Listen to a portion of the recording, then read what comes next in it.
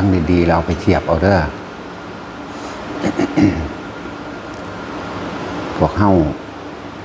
อาศัยตำราแล้วก็อาจารย์เป็นสะพานทางเดินหรือเป็นผู้แนะนำบอกแต่ว่าถ้าเฮาอยากพ้นจากพัฒนาการต่างๆหรือเป็นอิสระจากสิ่งทั้งปวงใดอย่ายึดติดในตำราและอาจารย์หากเฮายังเลื่อมใสบุคคลผู้ใดผู้หนึ่งอยู่อย่าคิดว่าจะปล่อยวางความยึดมั่นถือมั่นนั้นได้เข้าใจดีๆเด้อถ้าอยากหลุดพ้นจากพันธนาการทั้งที่เป็นอนาคตและอดีตหลายคนที่ห่วงในอนาคตของตนเลยบ่หลุดพ้นจากอดีตนั้นไปนำเพราะว่าค่าเทียบค่าคิดถึงแต่ว่าเฮาสิเป็นแบบนั้นบ่เฮาสิเป็นแบบนี้บ่คือในตำราบ่หรือคือที่อาจารย์เพิ่นเว้าไว้บ่นั่นแหละ หากพวกเขายังมีความเลื่อมใสศรัทธายึดมั่นถือมั่นในบุคคลอย่าหวังว่าสิพ้นจะเป็นอิสระได้ฟังให้เข้าใจเด้และเอาไปเทียบเอาแต่ว่าในคำหนึ่งที่ว่าบุคคลผู้ใดได้รู้ธรรมจากท่านผู้ใดบุคคลผู้นั้นย่อมเป็นครูสูงสุดของเขาแต่ไม่ได้ยึดมั่นถือมั่นในครูคนนั้นเข้าใจป่ะไม่ได้หวังว่าครูคนนั้นอาจารย์องค์นั้นตำรานั้นจะทำให้เราผ่านพ้นจากทุกข์ทั้งปวงไปได้เราต้องอาศัยตนเองฟังดีๆ ที่นี่พวกเฮาบ่จำเป็นต้องพยายามที่สิละกิเลสสิตัดกิเลสบ่ต้องมีความพยายามเข้าใจบ่ถ้าตราบใดเฮายังมีความพยายามอยู่ที่จะทำให้กิเลสสิ้นไปตัดกิเลสละกิเลสนั่นเป็นมานะทิฏฐิอันหนึ่งหรือเป็นความยึดมั่นถือมั่นอันหนึ่งซึ่งลึกซึ้งยิ่งกว่าเก่าอีกเป็นอย่างที่ฝังลึกยิ่งกว่าเก่าอีกเด้อถ้าเฮาเข้าใจเคล็ดลับว่านี้เคล็ดลับของความปล่อยวางคือไม่ควรกังวลเป็นห่วงในอนาคตของตนย่อมหลุดพ้นจากอดีตนั้นไปด้วยคือการมีสติรู้อยู่กับลมหายใจเข้าลมหายใจออกมีสัมปชัญญะรู้สึกตัวปัจจุบันณขณะนี่ตั้งหาก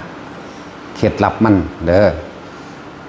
บ่ต้องไปดิ้นรนแสวงหาอย่าไปคิดหาการคิดหานั่นแหละคือการโหยหาหรือว่าเป็นห่วงกังวลหวังผลว่าอนาคตของตนต้องสงบต้องปล่อยวางต้องเป็นอรหันต์นั่นแหละมันเลยบ่หลุดพ้นจากอดีตไปนำนั่นแหละความกังวลทั้งหลาย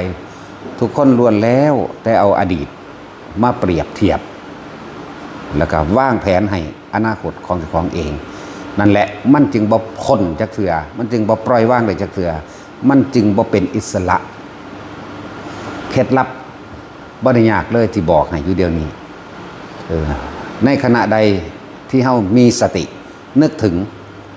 ลมหายใจในปัจจุบันณขณะสัพพัญญะรู้สึกตัวในปัจจุบันณขณะอดีตก็ถูกละไปแล้วอนาคตย่อมเกิดขึ้นไม่ได้ว่าเพราะความคิดของเฮาบ่ไปหาเทียบบุคคลสัตว์สิ่งของไม่ไปหาเทียบความสงบความตั้งมั่นบ่ไปหาเทียบการตัดการปล่อยการว่างจากกิเลสนั่นเห็นบ่ล่ะเฮาบ่จำเป็นต้องไปพยายามที่จะตัดกิเลสละกิเลสหรือไม่จำเป็นต้องพยายามที่จะปล่อยวางยิ่งพยายามเท่าไหร่ยิ่งถูกผูกมัดเข้าเท่านั้นความอยากเข้าใจบ่นี่โลโภธัมมนังปริปุณโธความอยากของตนเป็นอุปสรรคแห่งความสงบเย็นของตนแต่เคล็ดลับก็มีแล้วทุกๆคน นี่แหละจังบอกว่าให้ทุกคนระลึกนึกถึงลมหายใจเข้าออกของตัวเองหนึ่งรู้สึกตัวในตัวเองสองนี่ส่วนคำว่าจิตก็คือรู้อยู่กับลมหายใจเข้าออกกับแมนจิตกับผู้รู้กันเดียวกันนะเมื่อใดเขาคิดถึงเนี่ยเราความคิดนี่แหละคิดถึงลมหายใจเข้าออกในปัจจุบันขณะมีความรู้สึกอยู่ในกับตนเองแค่นี้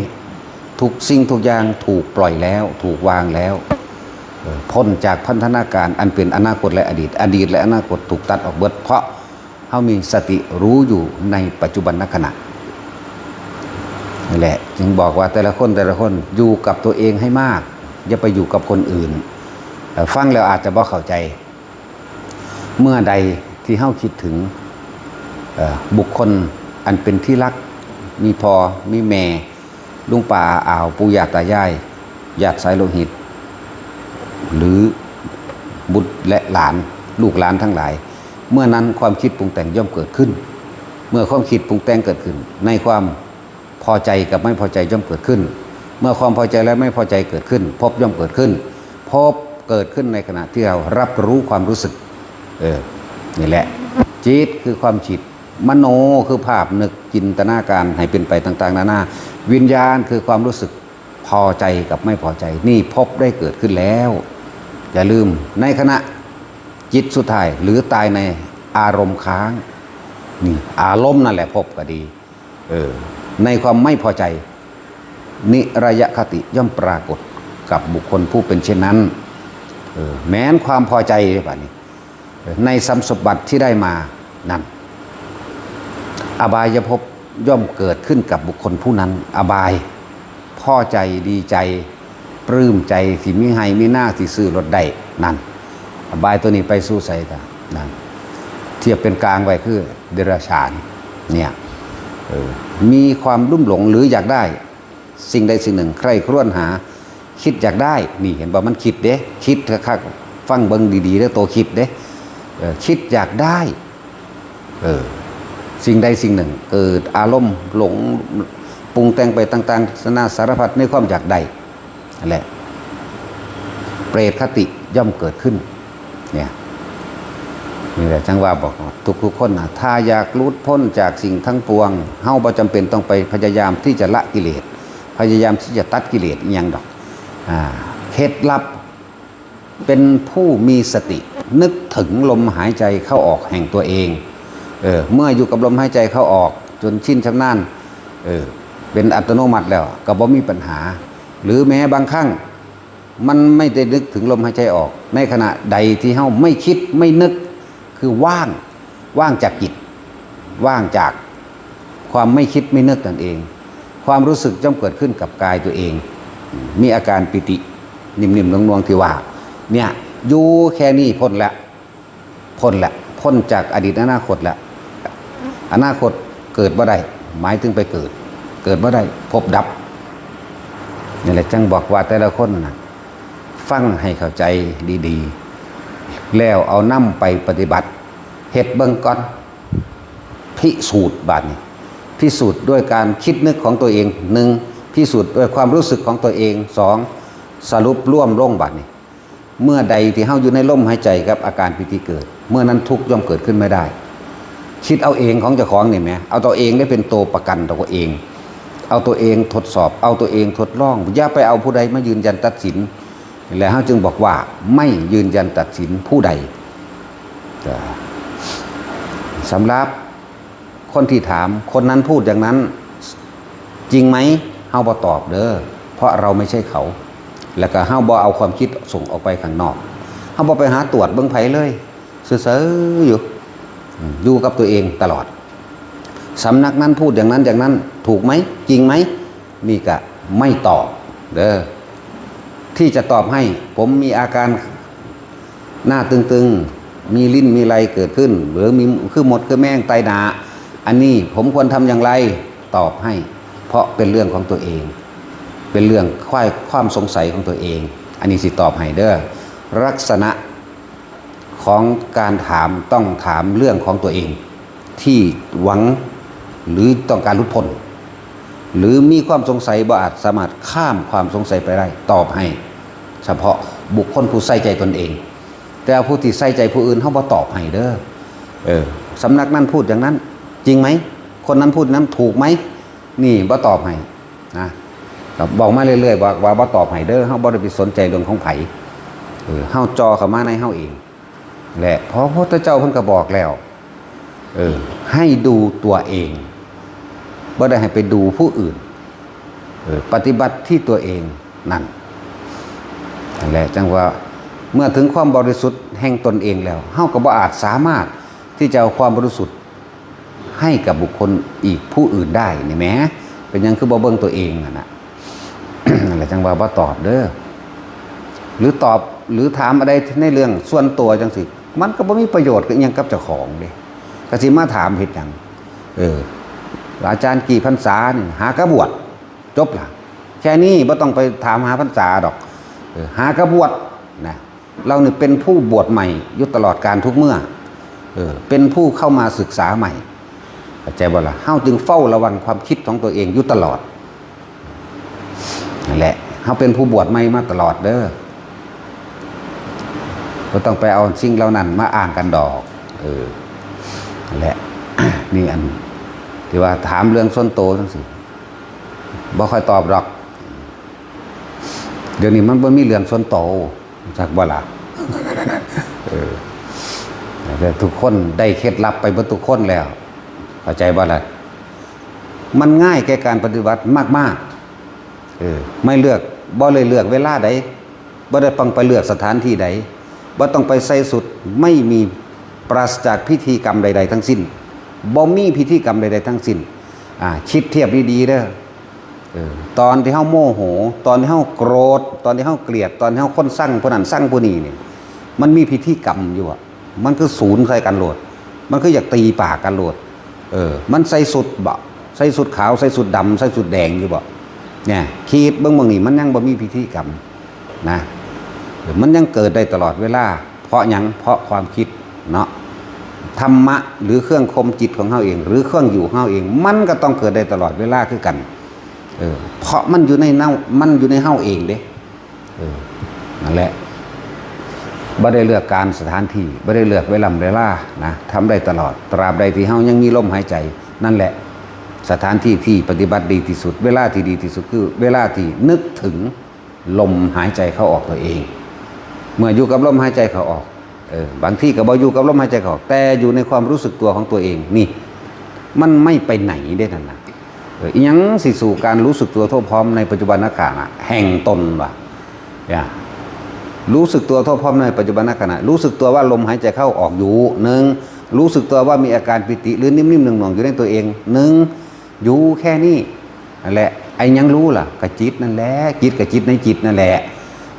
นี่แหละจึงเรียกว่าสภาวะธรรมในปัจจุบันขณะกายเวทนาจิตธรรมนะนี่แหละกายเวทนาจิตธรรมนี่แหละแค่ลมหายใจเข้าออกแค่นี้ละสิ่งทั้งปวงแล้วทำให้บ่อยทำให้มากทำให้ชิน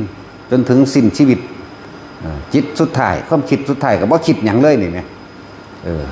คือรู้อยู่กับลมเข้ารู้อยู่กับลมออกมันตายไปบ่ได้หูมัวเจ็บเด้บ่หูมัวเจ็บบ่หูมัวปวดทำไหม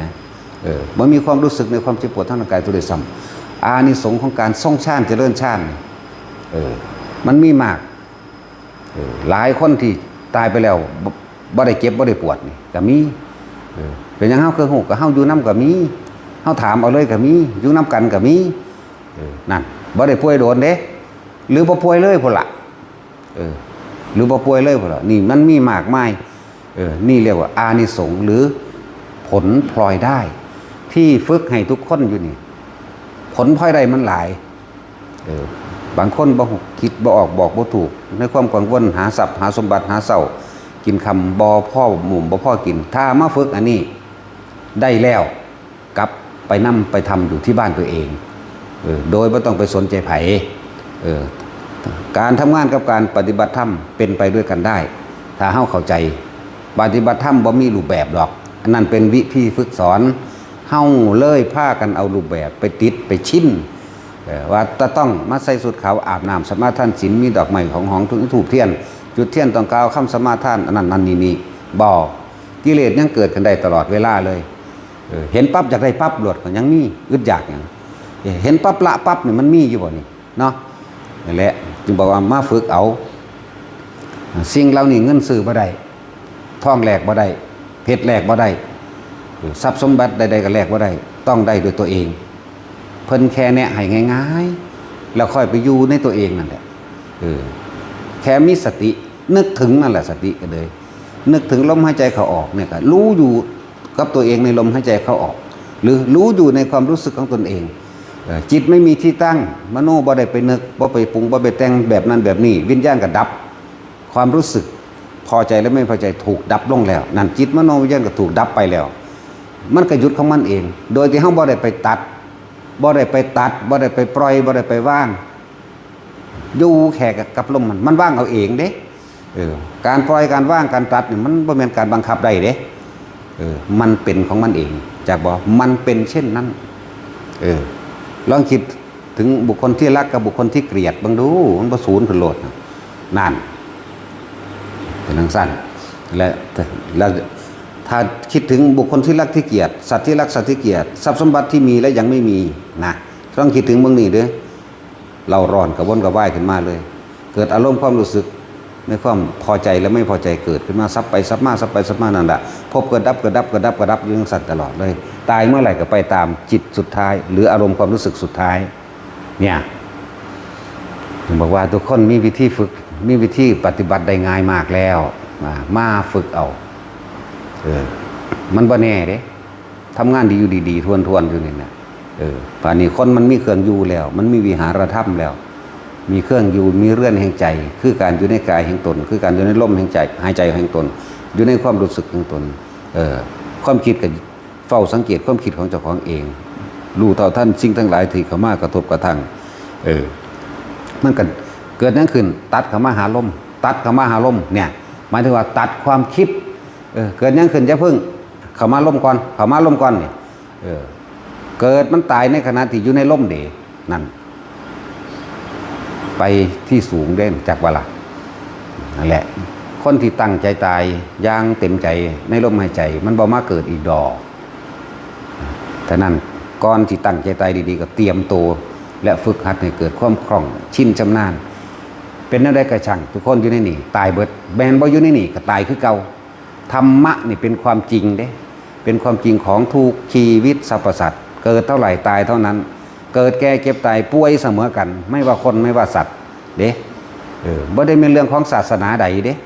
เพียงแต่ว่าคำว่าพุทธศาสนาก็แปลว่าหนทางของผู้รู้เดินอย่างนี้ซื่อๆเด้